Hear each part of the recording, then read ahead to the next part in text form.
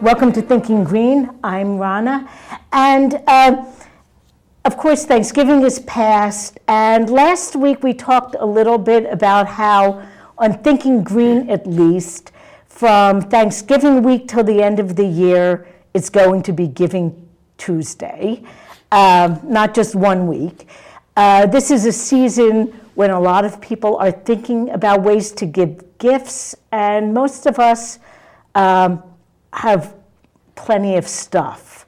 So there are ways that we can give, other ways that will really make a difference.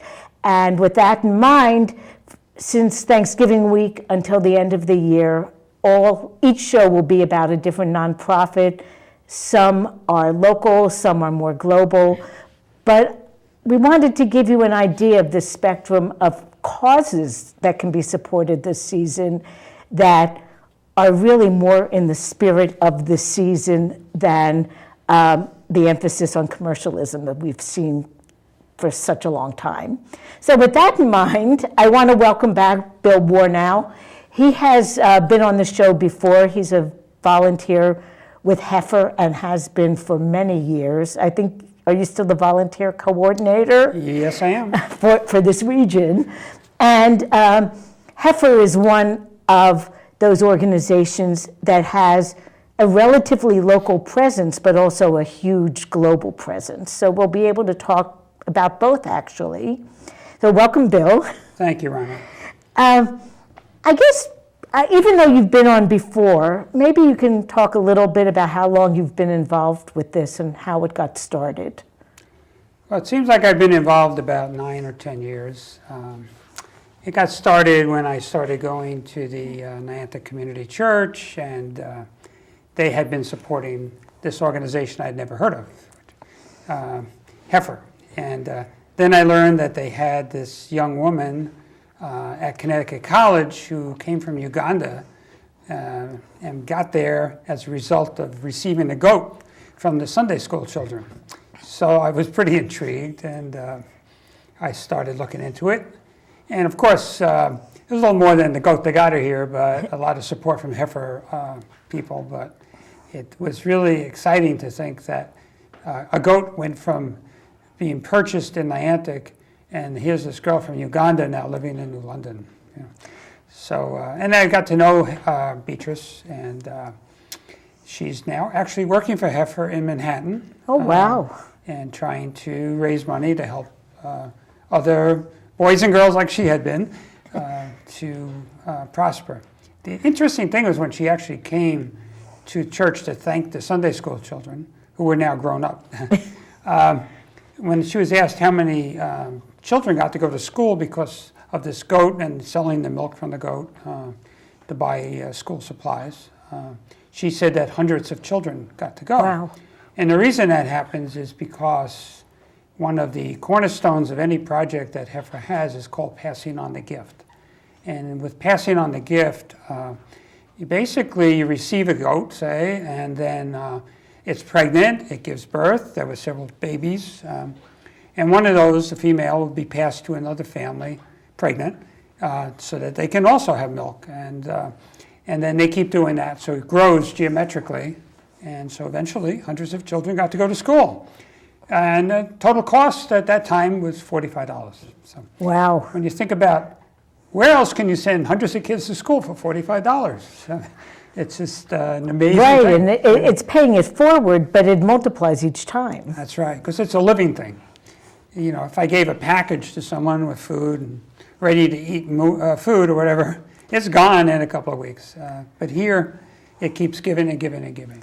Well, one of the principles of Heifer is to be something that's sustainable, right? It's not meant as an emergency stopgap. That's right. Heifer is a development organization.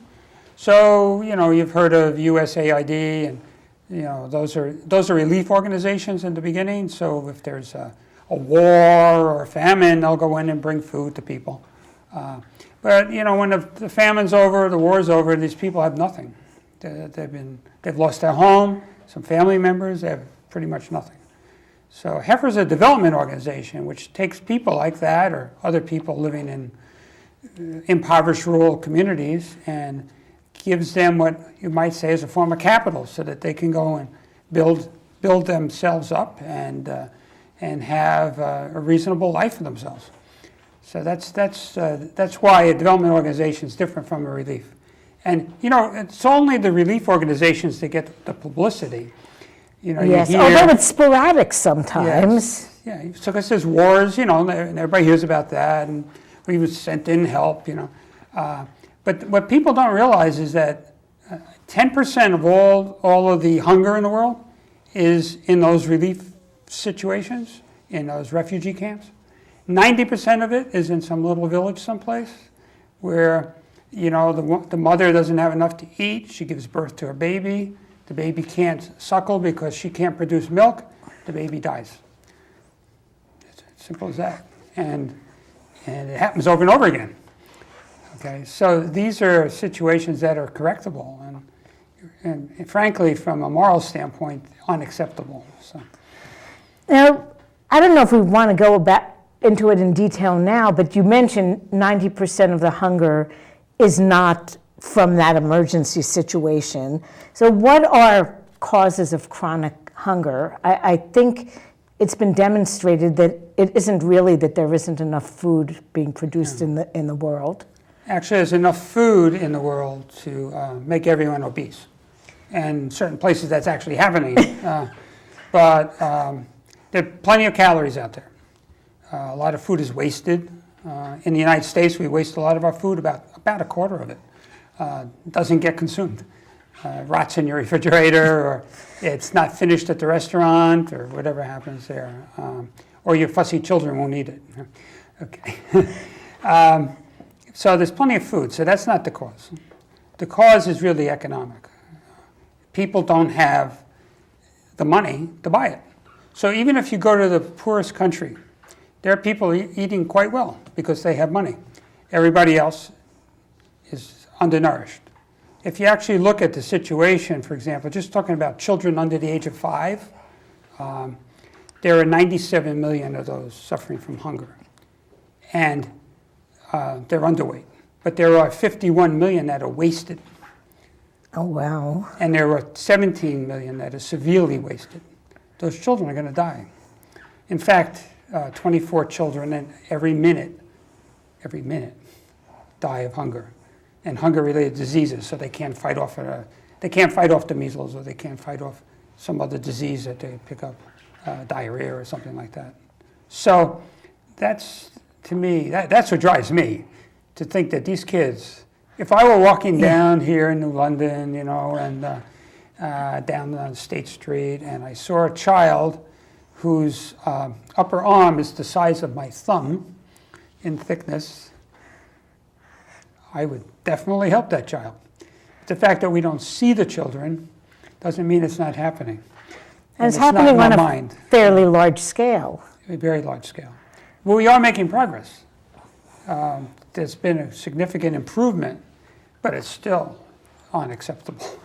No, and I think the ages, although there are problems with women who are undernourished not being able to nurse their babies, I think between the ages of 1 and 5 are very high-risk years for yes. Children. Even before 1. Some children, die in childbirth. Some mothers die in childbirth because they don't get the help that they need. And, so it's those years when you're building your immune system and all that, it's very important to have mother's milk. Right. And, for a while there, Nestle company had convinced people in Africa that, breastfeeding is not good. You really should buy our formula. And they were mixing it with the water, which was contaminated, and children were dying of dysentery. So mother's milk is really critical. And we're talking about here with the animals' milk being for the children growing. It's interesting because around the world, there's huge deficiencies of iron, selenium, and iodine. So if you consume this milk, you get those nutrients. Right. Goat's milk's very nutritious. Camel milk, very nutritious. Water buffalo milk, cow milk, And they're all very, very helpful. When these children, especially in, let's say, Africa, get older, they no longer can tolerate milk, but now they're okay now. They Right. made it through. those Yeah, 5 years. many adults, once they're past a certain age, can only consume fermented milk, Right, which Yeah. is Yogurt. very common in many of these places. that's right. But now, you mentioned that Africa, maybe you'd like to talk about some of the parts of the world where Heifer is doing concentrated programs. It sounds as though, Yes. looking at their website, the programs are kind of custom tailored to the needs of each area. That's So maybe you can talk a little bit about that. Okay, the way it actually works is Heifer does not go in and say to a village, for example, well, you need 16 goats and a plow and some seeds and rakes. Okay, that's not how it works. What Heifer does is it helps to organize a community group. That community group decides what their needs are. So in one village in Africa, it might be that they need cassava, or they need dairy goats. Whereas in another place in the world, like in Kenya with the Maasai people, they actually usually have cattle, but they die every time there's a famine. So they actually need camels, and they love them. So they'll ask for camels. It does the work of 10 people carrying water, for example. And water is an issue there, I'm Yeah, sure. absolutely. So if you look at it actually works that way. So this community group organizes, and then there's 12 principles that they have to follow. Okay, and you mentioned earlier sustainability. Every project has to be sustainable or it won't be supported. So, for example, we're not going to give someone a goat so they can have it for dinner. Right. We're giving them a goat so they can, have milk for their children. Passing on a gift is an important part of it. And then accountability. They have to report back to Heifer on the progress of their project. And there's an independent assessment done by the University of Northern Michigan that goes out and actually checks these projects. I did notice that somewhere the transparency of the organization was very elaborate. Yes. And then, of course, sharing and caring are part of it. So that community group has got to share things and care about each other. So part of that is, again, a genuine need, so that the person the most in need in the community gets the thing first, and it goes up that way. They have to have improved animal management, and they have to be self-reliant, okay? Because Heifer wants to move on. After 3 years, we want to be out of there. We want this thing going on its own so we can help somebody else, right? Now, you talked about animal management. What kind of principles of animal management so might you Before transmit? you get your animal, let's say I gave you a cow, okay? Sure. And I would have no idea what to do with it. Exactly. So first you go through training about how to care for a cow, right? And then you actually plant fodder for the cow to eat that you gather, okay? The reason you gather it is that you keep your cow in an area where you can collect the manure. So you can turn that into fertilizer for your vegetable garden. This is like a terrarium, okay? Okay, then you have to build an enclosure for your cow. Now, I may have mentioned this earlier, but when I was in Armenia, this man was going to receive a cow, but he had no place to put it. In Armenia, it gets cold in the winter. It's, it's up in the mountains. When I was there in October, there was ice, okay? So he actually removed the window from his house and the bricks below it and made a door, sealed off the bedroom that he had opened up there, put his cow in there, all right? So the cow became a member of the family. That's right. And then with the very nice management of things, the way he did it, he was able to actually buy some more heifers, which are baby cows. I haven't had babies yet. Increase his herd. He bought some poultry. I wasn't quite sure what kind of fowl it was, but it definitely makes eggs and stuff. And then he had some pigs, right? And with the money from the milk and all this, he was able to build this huge barn. And he put his cow in there, and now he has a new bedroom back. Okay? So you have to have an enclosure for your animal. And also you need access to veterinary help. So in the community, they'll train one person to be sort of a para-veterinarian, okay? So that person will dispense anti-parasitic agents and other things you might need to keep the mites down, the ticks and all that stuff, and to diagnose simple diseases. If something more drastic comes up, they'll actually call a veterinarian in from whatever the agricultural service is in the area.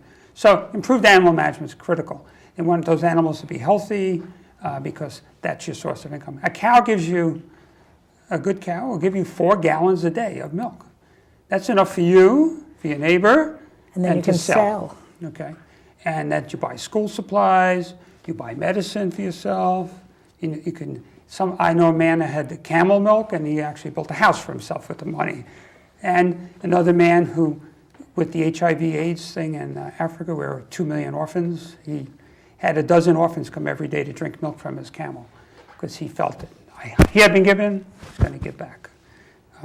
So if a man like that can give, his milk to these children, it's a wonderful thing to see. And a lot of these people have never been able to give anything because they never had anything. And it builds their pride. When they pass on the gift to someone else, you should see the pride in them that they can do that. It's something that people really cherish. So beyond that, there's this gender and family focused thing. So if you actually look at around the world, women do 2/3 of the work. Okay, they own 1% of the resources. Wow, that's a pretty stark difference. And they make 10% of the income. But they're doing 2/3 of the work. I'm sorry, but that's not acceptable. Yeah. So, and there have been people like Vandana Shiva who talks about how food security is better off in the hands of women. Absolutely, absolutely. So we have that issue. So I love this. We have a video called 12 Stones. And in that one, it takes place in Nepal. So there it's Hindu culture. The women are not allowed to leave their home unaccompanied without their husband, so they would stay in the home. They wouldn't even talk to each other in the different huts that they live in. Heifer recipients, who we now call project partners because they not only receive something, but they give it away. So it's like a loan, right? Project partners from another village would go there and talk to the women individually, and they get rejected initially. The women didn't really want to talk to them because they were from a different Hindu caste. Okay. But I'm guessing some of these ideas were considered pretty radical as well. This is a very cultural problem. But eventually they broke through and would form a community group of these women who had never really worked together. And they found, wow, this is great. When we work together, we get so much more done, and it's so much more fun. And then they did their farming together. Then they were given goats. And some number of them got goats. And then they passed those goats on. They also learned to read and write because they didn't know how to sign their name except with a thumbprint. And they couldn't get around on a bus because they didn't know how to read the sign or where it was going. So all these things became part of the Heifer Project to bring these women to a level where they could really run their own stuff. And Heifer has done this in over 1,000 villages in Nepal. So what are the results? The men are working for the women every once in a while. They'll help the woman out. She's doing great. Look, she's making money. All of a sudden, their attitude about women is totally changed. It's flipped. And then, now they're on an equal footing. Now, I can't say it's universal, obviously. Yeah. Some men are very difficult to deal with. This is something that is changing the culture to a way where women are receiving the recognition that they deserve. And I think you know that I volunteer over here in New London with Safe Futures, where, there are 5,100 individuals that were helped by Safe Futures last year who were in domestic violence and sexual assault situations. So these are things that need to be changed, and men need to step up. And men, step up and intervene when we see this type of stuff going on. And so I'm proud of Heifer doing this, the way they approach it. And it sounds as though one of the real positives that the husbands experience is a jump in the family economic security because the women's resources aren't being wasted anymore. Read Half the Sky, that book. I haven't. You have to read Half the Sky, because in that book it talks about half the world's population, so are not, getting what they need. So anyway, that was one of the other ones. And improving the environment is an important one, which goes along with thinking green. It's amazing.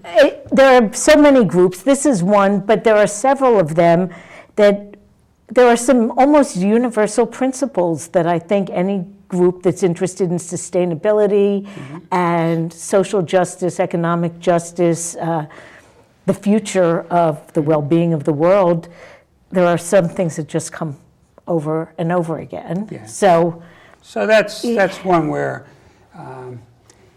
you'll go and you'll see people taking pride in their village and cleaning up the garbage, and you'll also see that, for example, in one area, people were cutting down the trees for firewood.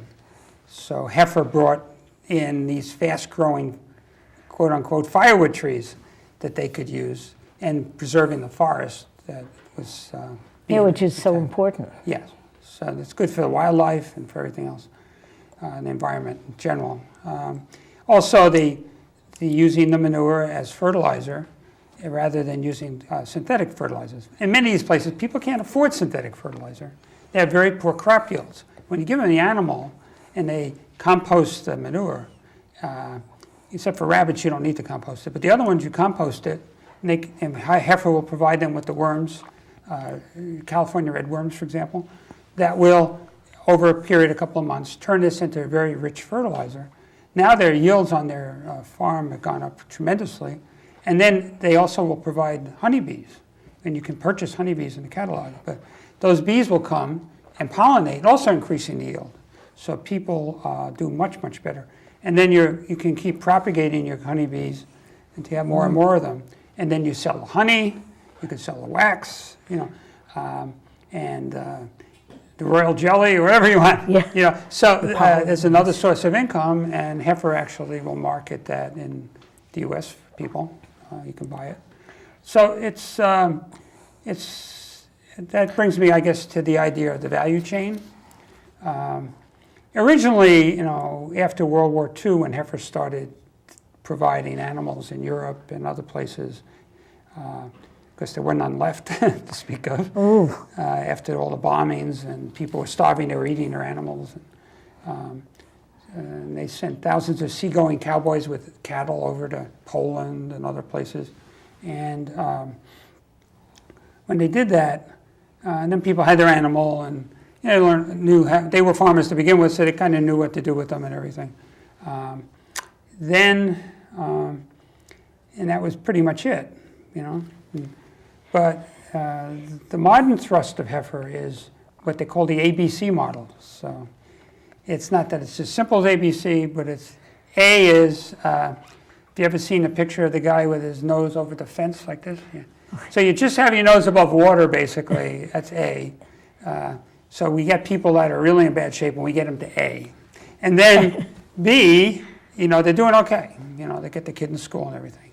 And C, they're actually prospering.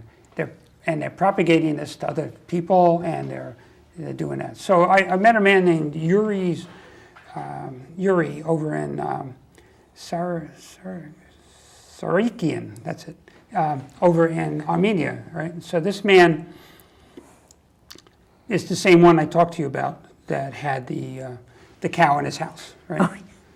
But then, after he did all this, he was training other farmers in his area, and he received what they call the Golden Talent Award from Heifer, to recognition of the fact that he was really an ambassador for this program, and it was providing so much to the other people in this area. Because Armenia is very much a third world country. You go out in the country, and if you've ever seen Fiddler on the Roof, that's what it looks like. People have like nothing out there in the country. and living on $1 a day, which is very hard to imagine. They grow stuff. They'll usually have an apple tree, and they'll grow some grapes, and they'll make bread. But when they have animals, then they do much better. So. Now, how long were you in Armenia for? About 10 days.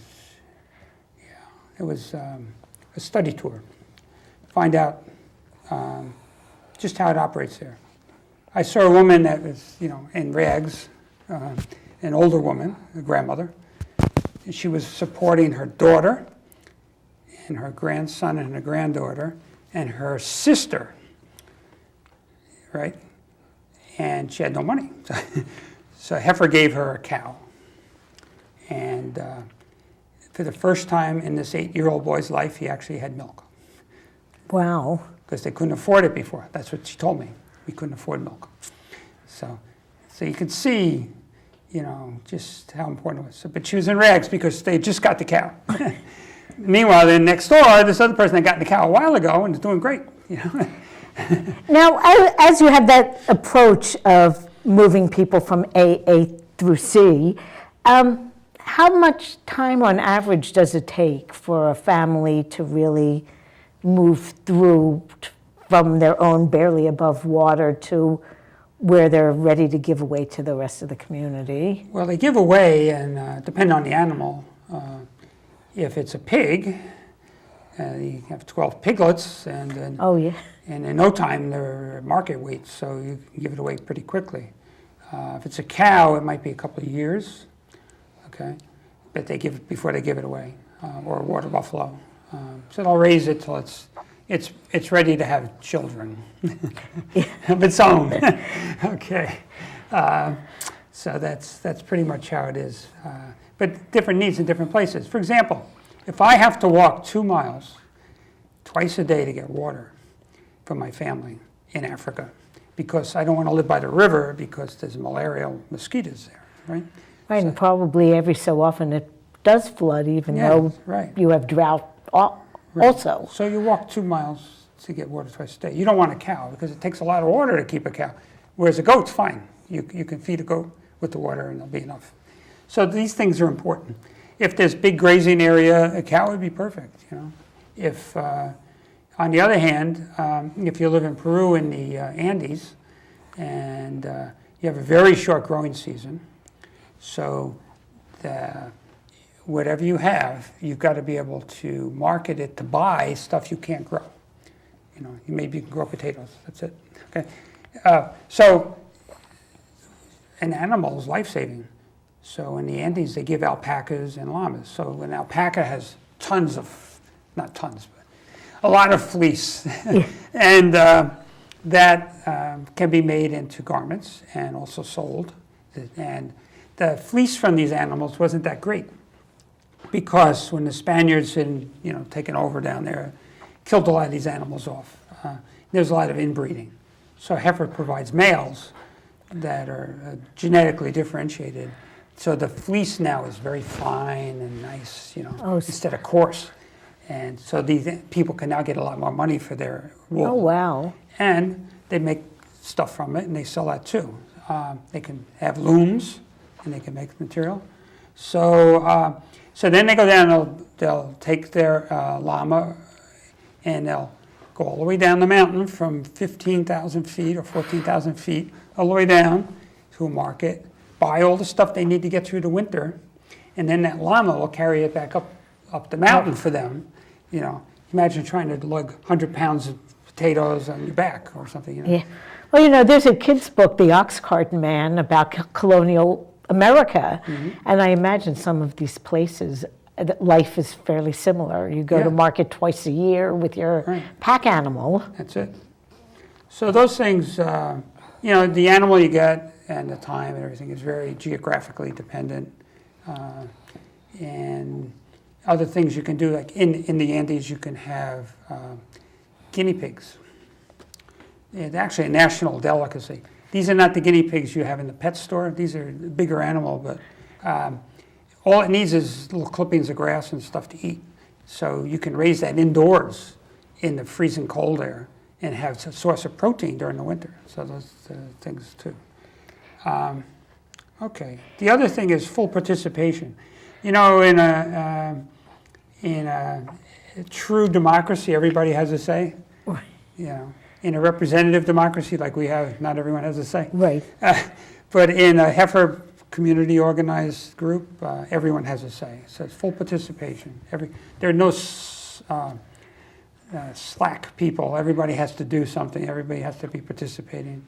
I imagine you need pretty complete buy-in for it to work at all. You do, yeah. And you get that before you get anything.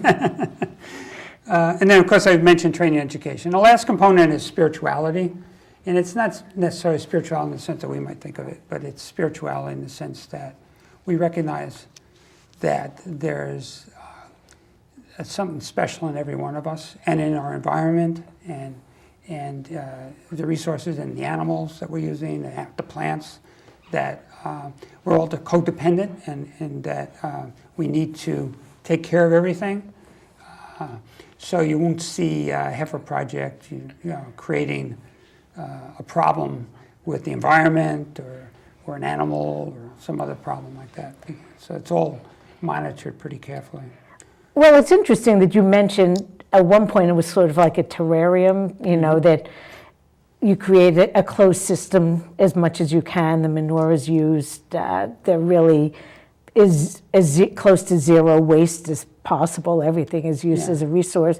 And it almost seems to me that could be a lesson for us here, because things have been so easy for us in many ways that the amount of waste we produce is incredible. Yeah. And it's like we need to start learning how to turn this waste into resources. Right. Yes, I actually visited this farm in Honduras, which was demonstrating how the agroecology concept works. And so they had an integrated agriculture. It wasn't monoculture like we have here. So there's fruit trees, there was sugarcane, there was squash, there was corn, beans, artichokes, all kinds of things in this integrated farm.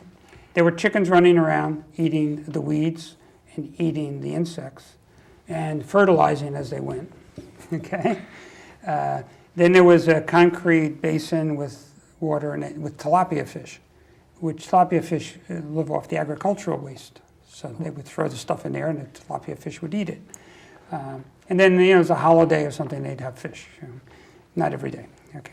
And then there was, what else was there? Oh, there was the cows, and the cows' manure, they put in also in a concrete trench surrounded by water to keep the army ants out. Oh, wow. And because they eat worms.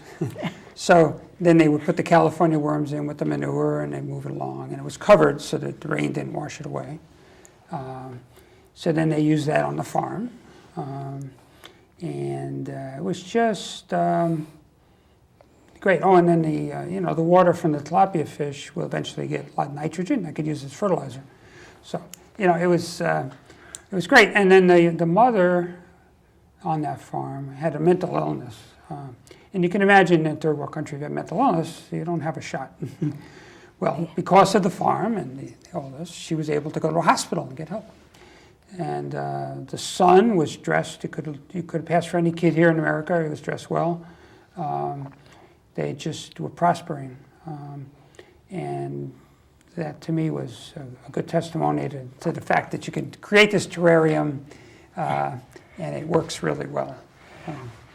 Now, you've talked a lot about what Heifer has done in other places, but it has some projects in the United States as well. Yes.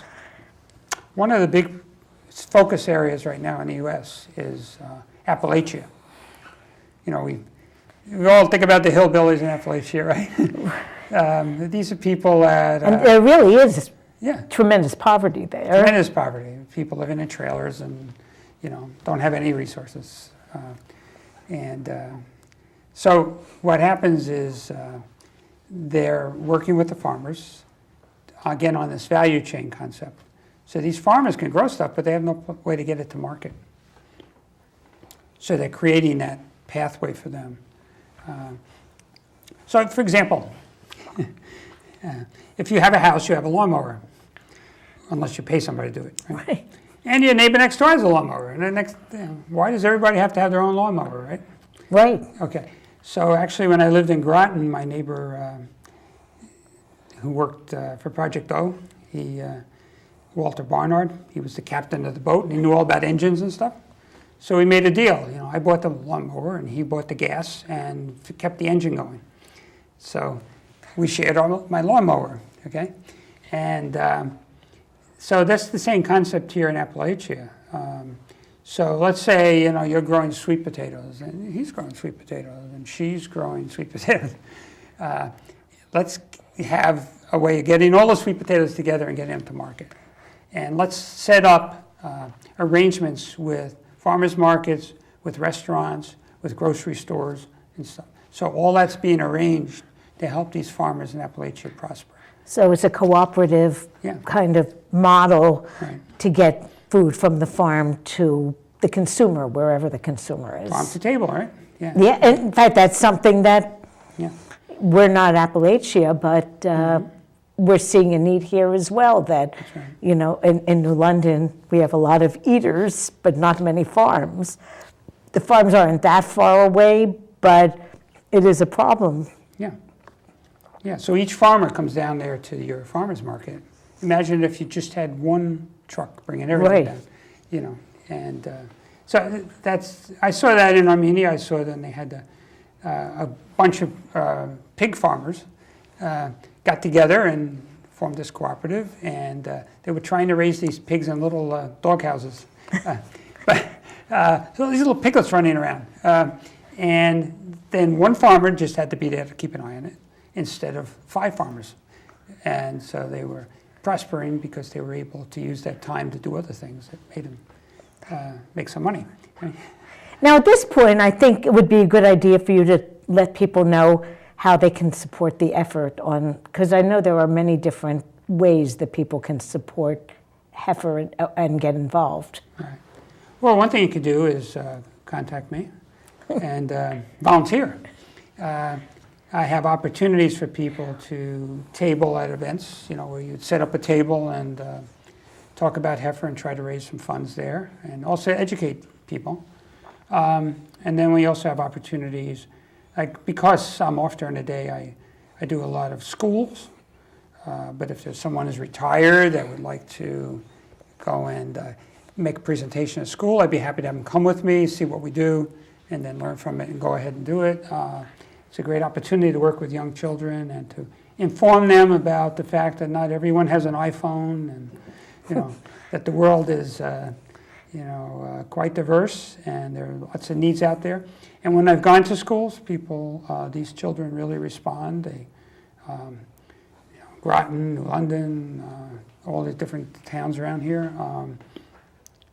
They raise money, they do projects, all kinds of things to help children like themselves in other countries. So that's one thing, volunteering. The second thing you could think about doing is it's Christmas time, it's Hanukkah, it's Kwanzaa, whatever. Yeah, it's a real big gift-giving time. Big time for giving out stuff, so I don't know if anyone can see this, but we might be able to zoom in on this. I don't know, let's see. Yeah, Yes. Some of your viewers, right, that's good.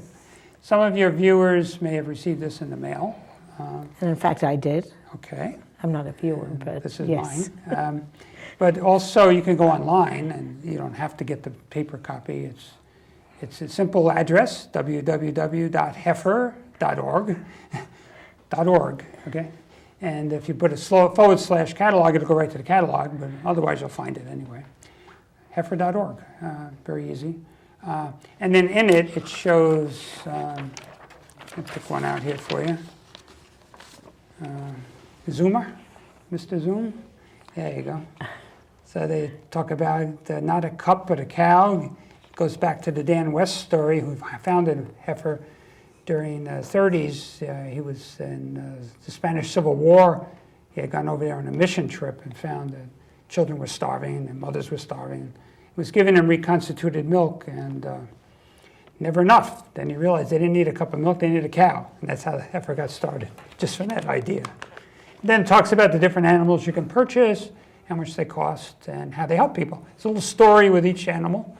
About how it So helps there are them. lots of choices. Lots of stories. There are 26 animals, including trees and fish, that you can purchase, anywhere from $20 for small animals to $500 for a cow to $5,000 for an ark, like Noah's Ark, 2 of every animal. Oh, wow. Okay, you can buy a knitting basket, which would have 2 sheep and 2 llamas. So there's all kinds of things you could. And you can focus on what part of the world you want to as well? Well, you want them to not? decide that. Yeah. 'Cause you're no expert on what they need. But, That is true. but you can also just buy a share of a cow. You can buy, put in $10. If 50 And it can people go put in towards- $10, you got a cow. And so, like this year, I have some younger nephews and nieces. So every year now I've been buying them animals. So I bought 1 bees, I bought 1 ducks, I bought 1 chickens, and I bought the other 1 rabbits. And it went along with their personalities. And then you get a gift card to And get I to. sent the gift card. You can get a gift card, you can order one online, or you can actually have an e-gift card. Oh, So it's electronic. Some of them are animated. It's kind of cool. Like I remember one that had a whole barnyard singing jingle bells. So you can do that, and then you'll get if you do it online, you'll immediately see what you did. But they'll also be sending you a tax receipt for whatever you sent, because it's a 501c3 corporation. So. But there's some really neat stuff, and when you get a goat, you're not just getting a goat, obviously. They got to have fodder for the goat. They don't want the goat destroying the environment, right? right. So the goats are penned and they're taken out for exercise, and then all the manure is collected in the pen. So that's important.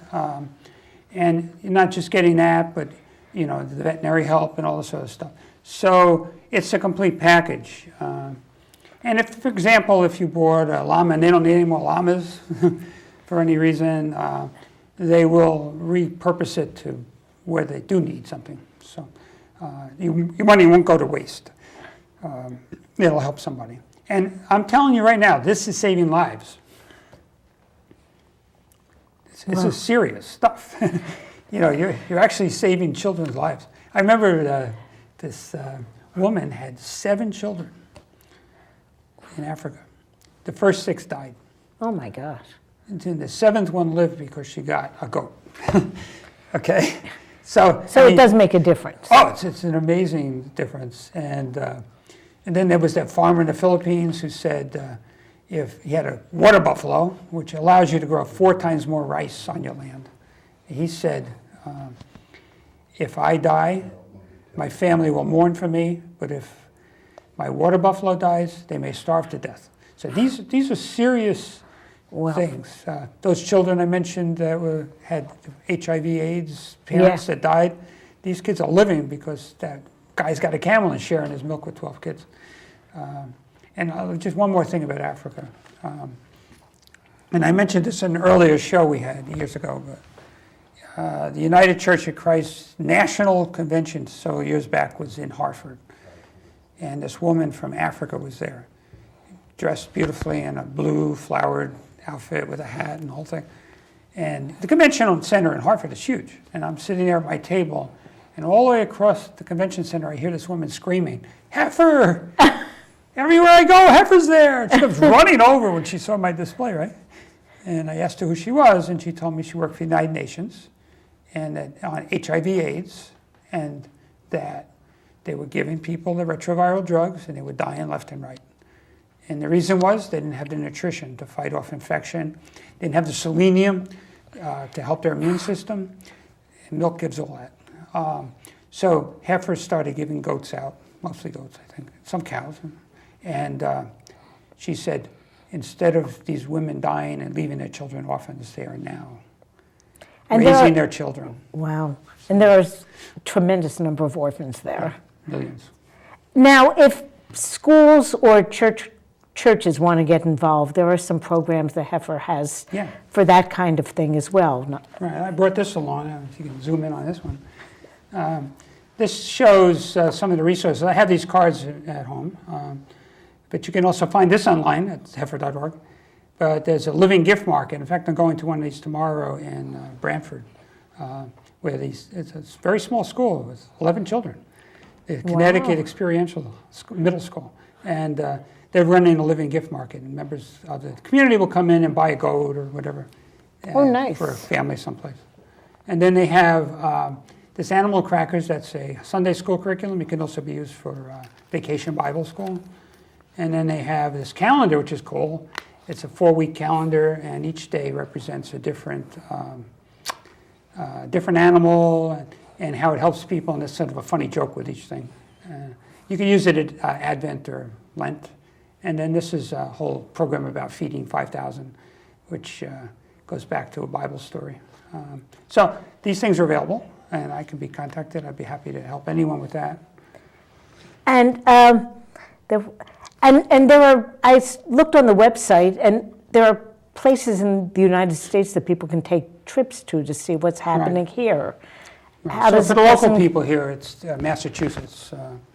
And if you go, there's a farm up there in Rutland where you can see the animals, milk a goat or whatever, feel the wool, see the different animals. And then you can also view a global village where they have a yurt from Tibet, they have a home from Nicaragua, they have a house from Kenya, and you can see how people live in different countries. And children can come up there as groups, like school groups, and actually experience staying overnight, having to bargain for their food, cooking their own food, and all this sort of stuff, just like they would in those countries.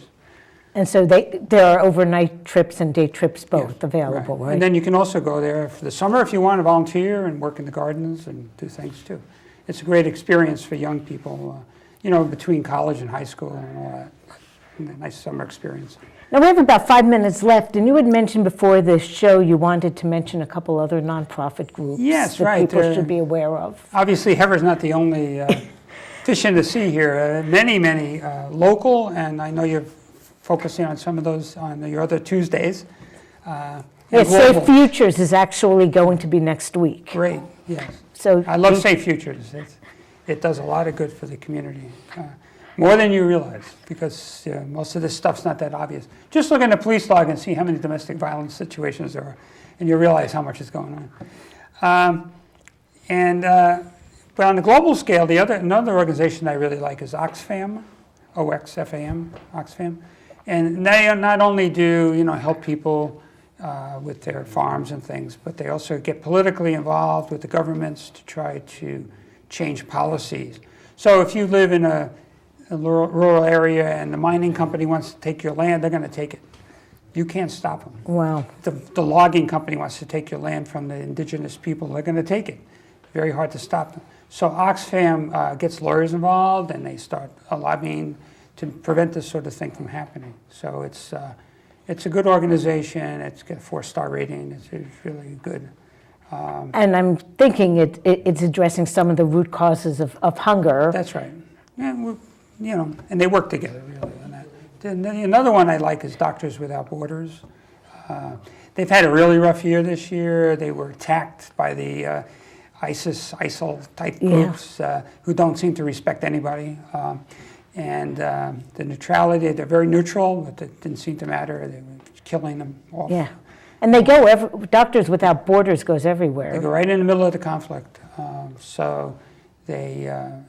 And the money you donate there, almost all of it goes directly to services, whether you're buying suits for Ebola or you're buying a nutrition kit or something for someone with diarrhea. Or, so they've been treating cholera epidemics. So there's another really good organization. I can mention, I have dozens of ones that I really like, but those are ones that I really feel are really top of the line and efficient in delivering the services that they do. I mean, Heifer, I like Heifer because even if you go to Charity Navigate, it's actually been downgraded a bit. And the reason is they're spending some more money on training, okay?